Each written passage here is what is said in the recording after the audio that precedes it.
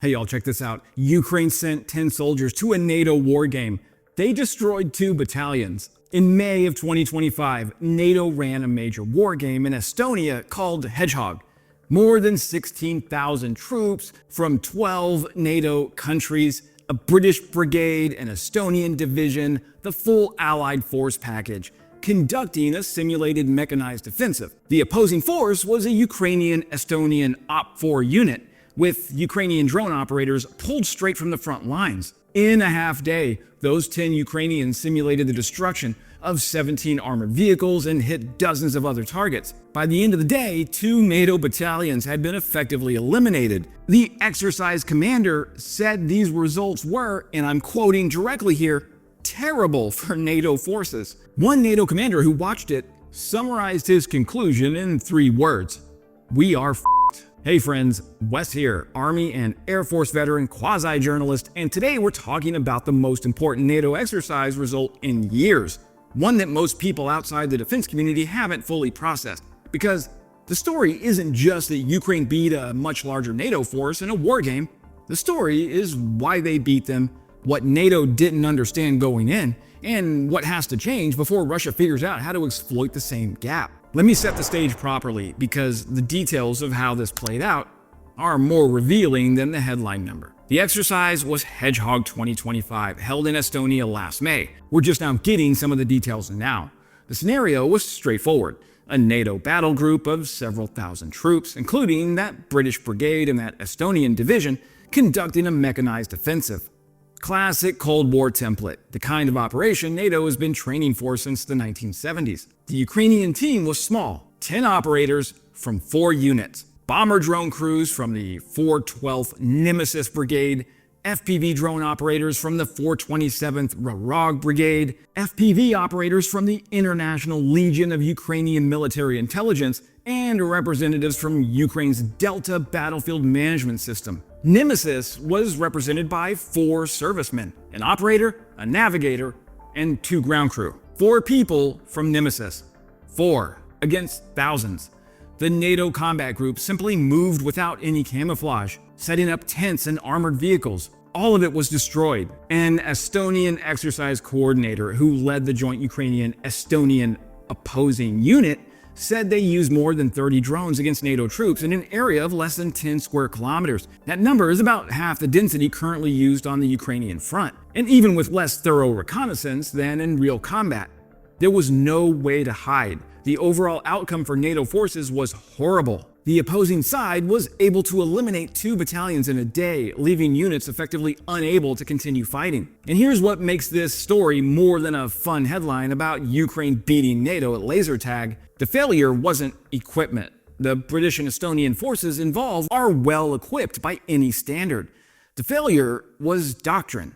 Specifically, the assumption baked into decades of NATO training that concealing your vehicles in the tree line means you can't be found. The Ukrainian exercise wardens said the NATO forces relied on hiding their equipment in the forests, assuming we wouldn't be able to access it.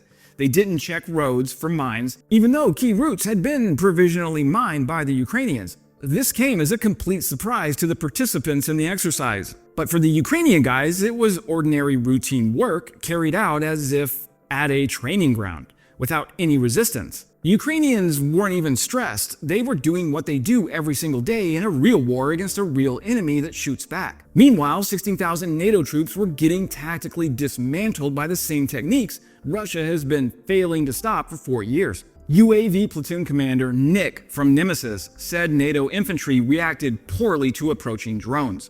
Quote, "Sometimes they tried to disperse, sometimes not. They didn't understand it was a threat. We told them this must not happen.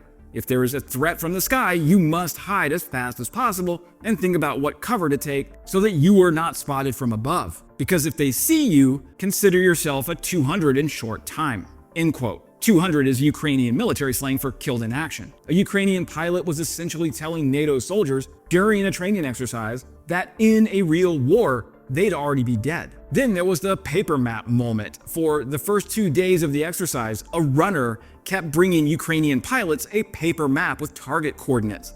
Once, twice, 3 times, and on the 4th day, Ukraine said, quote, No more paper, only delta.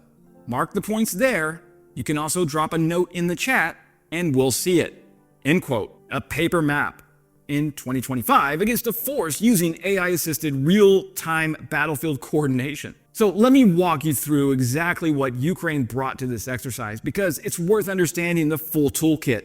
And I want to be clear that we're all on the same team here. This is a learning exercise that makes all of us smarter and better in combat. I'm not trying to dunk on any particular NATO country, except maybe the British. Better not risk another frontal assault. Those Ukrainians are dynamite. We better not risk another frontal assault. That rabbit's dynamite. The first piece was the Nemesis bomber drones for persistent surveillance and precision dropping, plus Wargame FPV operators for fast kills, mirrors exactly how Ukraine employs drone warfare on the actual front line. The third piece, and this is the one NATO didn't understand, was Delta. Delta is Ukraine's battlefield management system. It collects intelligence in real time, uses AI to analyze large amounts of information, identifies targets, and coordinates strikes between command and units. While NATO forces were running around with paper maps and waiting for intelligence to move through formal command channels, the Ukrainian team was sharing target data instantly across every operator simultaneously. One reconnaissance drone spots a target, Delta marks it, every strike operator sees it within seconds. The kill chain from detection to engagement isn't measured in hours, it's measured in seconds. Nemesis operators work together with an Estonian crew operating a vector reconnaissance drone. The Estonians identified targets and the Ukrainians struck them. The armored vehicles were positioned as if they were a car park, concealed under bushes and trees, against a drone with thermal optics and an AI-assisted targeting recognition system. It was like a shooting range, the Ukrainians said. They had to ask Ukraine to miss on purpose because hitting accurately was too easy. Here's the strategic problem this exercise exposed, and it's bigger than one wargame result. NATO's doctrine, the accumulated wisdom and all those binders of protocols, standards, and procedures, was written for a different war. A war where the sky belonged to whoever had more attack aircraft. A war where concealment in the tree line meant you were invisible. A war where the kill chain ran through formal command channels, sir, at the pace those channels allowed. The Ukrainians said that the experience suggests war doctrines are aging faster than non-warring countries can react. The Ukrainians said, in NATO, everything is very well written out. Doctrines, rules, standards, protocols. But they were about war as it used to be. That's not a criticism of NATO's competence, it's a description of an institutional problem that affects every military that hasn't been in a high-intensity drone war. Doctrine gets written after conflict. Armies train on the doctrine. By the time the next conflict arrives, the doctrine is already one war behind. Winston Churchill said the generals are always fighting the last war. Ukraine doesn't have that problem because Ukraine has been the conflict for 4 years. There's also a structural challenge the exercise exposed beyond just drone tactics. The exercise revealed broader structural challenges from slow strike coordination to restricted data sharing inside NATO. That contrasts with Ukraine's faster, more networked battlefield approach. Data sharing? Inside NATO, restricted. Ukraine shares targeting data across its entire drone network in seconds through Delta. NATO allies in the same exercise were still navigating the clearance and protocol requirements that govern what intelligence can be shared between different national forces in real time. Those protocols exist for legitimate reasons like classification, operational security, national caveats. They also create exactly the kind of friction that 10 Ukrainian drone operators exploited to destroy 2 battalions before NATO's command chain could coordinate a coherent response. Maria Limberg of the Ukrainian nonprofit Aerorozvidka warned that some armies continue training soldiers using outdated doctrines not suited to today's battlefield. She wasn't being unkind.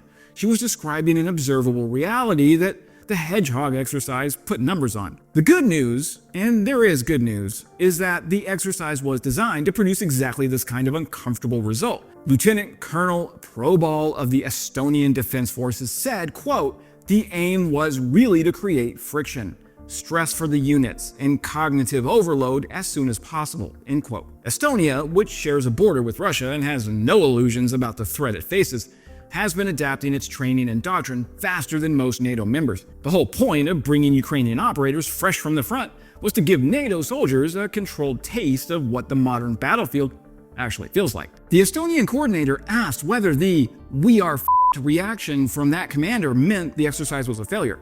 His answer: no. Mission accomplished. Comfortable soldiers don't change. Shocked ones do. So here's what I want you to take away from the story, because it matters beyond Estonia. Ukraine just taught NATO something that 4 years of reports, briefings, and video footage hadn't fully landed. You can watch drone warfare on YouTube. You can read the after-action reports. You can attend the conferences and listen to lectures from subject matter experts. None of that produces the same learning as standing in a field while 10 Ukrainian operators systematically dismantle your formation before your command chain has even finished the first coordination call. Ukraine isn't fighting with tweaked Cold War doctrine. Ukraine is fighting with doctrine that was written in blood over 4 years of the most drone-intensive conflict in history. Every tactic, every system, every piece of coordination software has been iterated under conditions where getting it wrong means real soldiers die. That's an advantage no amount of peacetime training can fully replicate. And it's an advantage Ukraine is now actively trying to transfer to its allies. Not because it's generous, although it is, but because Ukraine understands that a NATO that fights like it's 1995 is a NATO that can't be relied on when Russia decides to test the eastern flank. 10 operators, 2 battalions, half a day. NATO needed that cold shower. The question is whether enough people and enough capitals are taking it seriously while there's still time to fix the problem before somebody has to learn that same lesson for real. That's it for today, my friends. Subscribe if you're feeling froggy. It really does help the channel grow and helps human creators, not AI nonsense. And as always, glory to Ukraine, glory to the heroes. Crimea is Ukraine.